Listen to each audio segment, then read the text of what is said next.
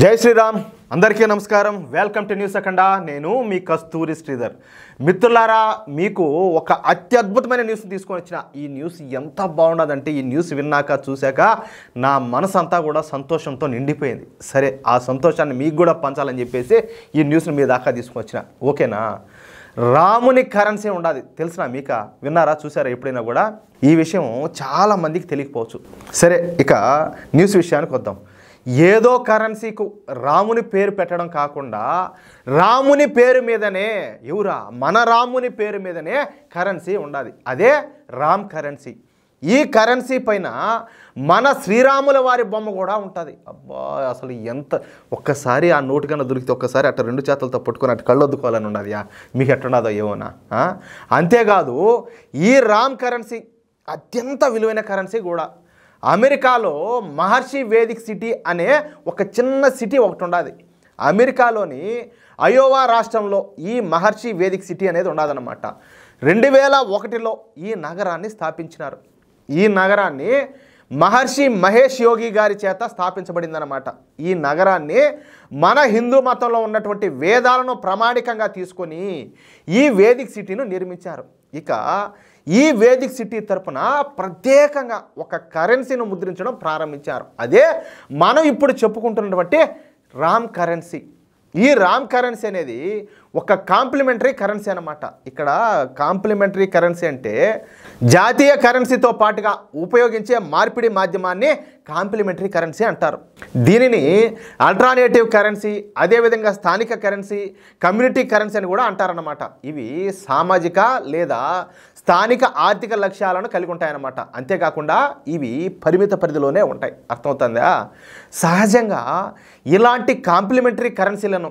స్థానిక ఆర్థిక వ్యవస్థలను బలోపేతం చేయడానికి సామాజిక సంబంధాలను బలోపేతం చేయడానికి పర్యాటక రంగాన్ని అభివృద్ధి చేయడానికి ఉపయోగిస్తారు అలాగే వ్యవసాయ రంగాన్ని అభివృద్ధి చేయడానికి కూడా ఈ కాంప్లిమెంటరీ కరెన్సీని ఉపయోగిస్తారన్నమాట ఇకపోతే మన రామ్ కరెన్సీను 2002లో global country of world peace అనే సంస్థ ఈ రామ్ కరెన్సీను మొదటగా ముద్రించడం ప్రారంభించింది ఈ global country of world peace సంస్థ అమెరికాలో ఉన్నటువంటి మన మహర్షి వేదిక్ సిటీకి సంబంధించిన సంస్థే కావడం ఇక్కడ విశేషం అన్నమాట ఇక ఈ రామ్ కరెన్సీను నెదర్లాండ్స్ హాలండ్ దేశాలు గుర్తించినట్టు తెలుస్తుంది అలాగే అమెరికాలో కూడా కొన్ని ప్రాంతాల్లో మన రామ్ కరెన్సీను ఉపయోగిస్తారంటయా ఎంత అద్భుతమైన విషయమయ్యా స్వామి ఎంత గొప్ప వార్త ఇదే ఇకపోతే ఈ రామ్ కరెన్సీ విలువ ఎంతనో తెలిసిన ఏకంగా $10 అంటే రూపాయికి ₹10తో సమానం అనమాట అంటే డాలర్కు $10తో సమానం అంటే మన కరెన్సీలో ఒక రామ్ కరెన్సీ విలువ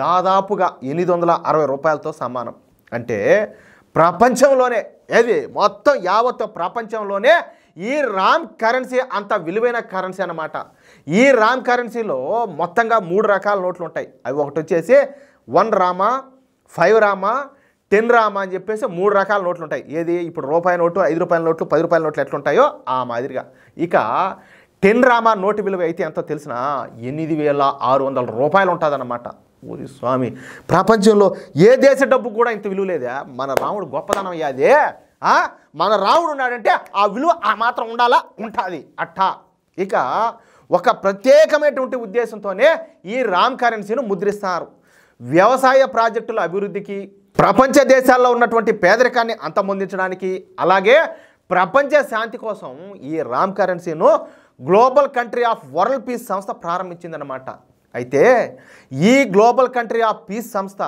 ప్రపంచవ్యాప్తంగా 3000 శాంతి సౌధాలను స్థాపించి ప్రపంచ దేశాలలో శాంతిని స్థాపించడమే ఈ సంస్థ యొక్క ముఖ్య ఉద్దేశం ఇటువంటి గొప్ప ఆలోచనతో ముందుకు వెళుతున్నటువంటి ఈ గ్లోబల్ కంట్రీ ఆఫ్ పీస్ సంస్థ మన రాముల వారి పేరు మీద రామ్ కరెన్సీని ముద్రించడం ఎంత గొప్ప విషయం ఒకసారి ఆలోచించండి నాకు బాధ ఉండదు ఏదే మన రాముడు పుట్టిన దేశం మన రాముడు నడియాడిన దేశం మన దేశంలో ఈ విధంగా రామ్ కరెన్సీ లేకపోవడం ఏంది మన దరిద్రం దౌర్భాగ్యం కాకపోతే ఆయన ఎవరు జాతిపిత అంట ఈ దేశం కోసం ఆ జాతిపిత ఒకడేనా కొట్లాడినాడా ఆయన ఒకడేనా కొట్లాడినాడా అట్ట పెట్టుకుంటే మన దేశ స్వాతంత్రం కోసం ఏమంటారా ఎంతోమంది లక్షలాది మంది కోట్లాది మంది తమ ధనమాన ప్రాణాలన్నీ కూడా అర్పించారే మరి వాళ్ళందరినీనా సరే మహానుభావులు ఉన్నారు కదా, మహావీరులు ఉన్నారు కదా, హిందువులకు ఐకాన్గా నిలిచేటువంటి ఛత్రపతి శివాజీ మహారాజు ఉన్నాడు, సంభాజీ మహారాజు ఉన్నాడు, నేతాజీ సుభాష్ చంద్రబోస్ ఉన్నారు, చంద్రశేఖర్ ఆజాద్, భగత్ సింగ్, ఒకరేమియా స్వామి,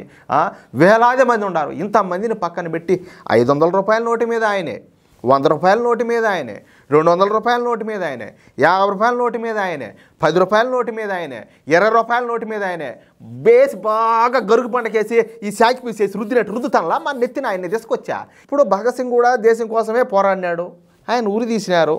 ఇప్పుడు నేతాజీ సుభాష్ చంద్రబోసు ఆయన ఏమైపోయినాడో కూడా తెలియదు. సరే అల్లూరి సీతారామరాజు పరిస్థితి మనకు తెలిసిందే, రాణి రుద్రమదేవి పరిస్థితి మనకు తెలిసిందే. ఇంతమంది సరే చిన్న పిల్లోళ్ళ కాడి నుంచి ఏమంటారా ఒక వయసు ఉండే వాళ్ళ వరకు అందరూ కూడా దేశం కోసం ప్రాణాలు అర్పించినారే. చాలా మందిని ఊరి తీసినారు, చాలామందిని కాల్చి చంపేసినారు, కొంతమందికి అసలు అడ్రస్లే లేవు, గల్లంత అయిపోయినాయి. మరి ఈయన్నో ఎట్లా వదిలిపెట్టారు? దేశవ్యాప్తంగా ఈయన ఇంత ఈ ఉద్యమం నడిపినాడు కదా, ఏమా మరి ఈయన ఎట్లా వదిలిపెట్టారు? వాళ్ళతో ఏమన్నా లోపాయికార ఒప్పందాలా? నా ఊరికే తెలియక డౌట్ అంతే. మీకు ఏమన్నా క్లారిటీ ఉంటే కామెంట్ పెట్టండి, ఓకేనా? ఈ దేశం ఇప్పటికీ ఉందంటే దానికి మూలమైనటువంటి వాళ్ళు ఎంతోమంది ఉన్నారు. అందరినీ కూడా వదిలిపెట్టి ఒక లింగాన్ని పట్టుకొని ఊగులాడేది ఉయ్యాలు ఊగినట్టు ఏంది దరిద్రం అంటాలే. మిత్రులారా, నేను చెప్పే తప్పు అనిపిస్తే కామెంట్ చేయండి. ఏంది దారుణం, ఏంది ఇది ఏంది ఘోరం ఏంది అంటాలే. ఏంది మనకు ఇప్పుడు ఆ పార్టీ ఒకటి వచ్చి దశాబ్దాల పాటు మనల్ని అరగరుద్ది పాటు దొబ్బింది, మళ్ళీ వీళ్ళందరూ అరగరుద్దుతా ఉంటే చూసే పిల్లలు ఏమనుకోవాలా? మనల్ని అంటే ఎట్టా తప్పుదారి పట్టించారు, మన దగ్గర లేని దరిద్రాన్ని అంతా చదివించారు. ఇప్పుడు మన బిడ్డలు కూడా అదే చదవాలా? మన బిడ్డలు కూడా ఇలా భరించాలా? ఏంది కర్మ ఏందంటాలి. భారతదేశం ఇప్పటికి కూడా స్థిరంగా ఉండడానికి మూల స్తంభాల్లాగా ఎవరైతే మూలకారకులు ఎవరైతే ఉన్నారో వాళ్ళందరినీ కూడా ఖచ్చితంగా మనం గుర్తించాల్సిందే. జాతిపిత అంట, ఎవరికి జాతిపిత? ఈయన గారికి ముందు భారతదేశం లేదా? ఉన్నిందా లేదా? ఎవరికి జాతిపిత? అయితే గీతే పాకిస్తాన్కి కావాలి, కానీ పాకిస్తాన్ కోసమే కదా ఆయన ఆమరణ నిరాహార దీక్ష చేస్తాను అన్నాడా? ఏమంటారా మిత్రులారా? నా బాధను ఆవేదనను మీరు అర్థం చేసుకుంటారని చెప్పి నేను అనుకుంటున్నా. ఇది మాత్రం తప్పు. ఖచ్చితంగా మన కరెన్సీ మీద ఇప్పుడు గొప్పగా 500 సంవత్సరాల పాటు పోరాటం చేసి మనం 5 రామ మందిరాన్ని నిర్మించుకున్నాము. మరి దాని గుర్తింపుగా చిహ్నంగా మనకు ఒక నోటు మీద అయినా కూడా మళ్ళీ మన రాముల వారు ఉండాలా లేదా? ఉండాలా లేదా? ఒకసారి ఆలోచించండి. ఇది నా డిమాండ్యా. నా డిమాండ్కి ఎంతమంది సపోర్ట్ చేస్తారో చూద్దాం. ఇంకా మిత్రులారా, ఈ న్యూస్ కనుక మీకు నచ్చినట్లయితే, అదేవిధంగా నా మాటలతో మీరు ఏకీభవిస్తే తప్పనిసరిగా ఈ న్యూస్ నలుగురికి షేర్ చేయండి. అదేవిధంగా ప్రతి ఒక్కరు కూడా మీ యొక్క అమూల్యమైన అభిప్రాయాలను ఖచ్చితంగా కామెంట్ చేయండి. ఇంతవరకు మీరు కనుక మన ఛానల్ సబ్స్క్రైబ్ చేసుకున్నట్టయితే ప్రతి ఒక్కరు కూడా మా ఛానల్ సబ్స్క్రైబ్ చేసుకోండి, సపోర్ట్ చేయండి ప్లీజ్. జై శ్రీరామ్.